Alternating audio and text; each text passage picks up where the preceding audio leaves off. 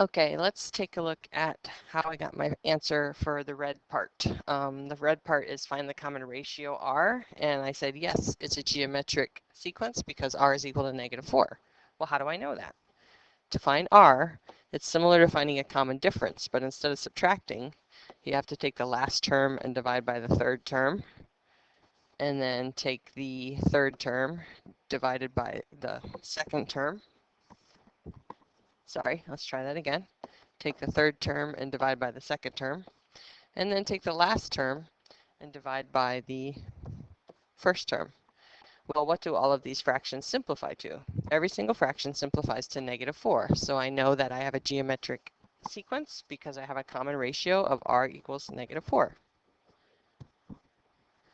Okay, so we're going to do the second part of this problem in blue.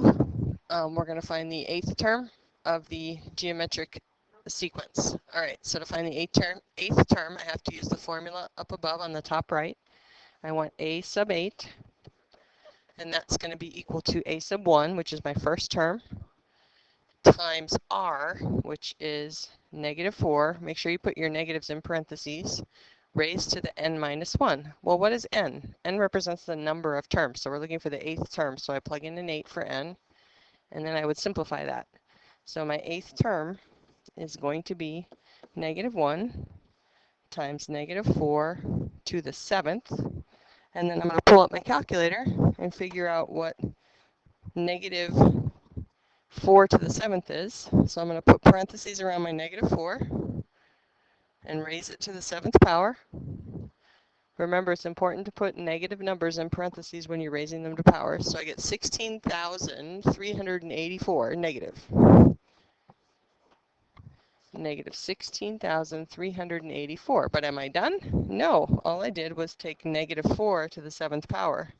I still have to multiply that by the -1 in front to figure out a sub 8. All right, well, what's a -1 times a negative 16,384? A sub 8 is going to equal 16,384. And that is my 8th term of my geometric sequence.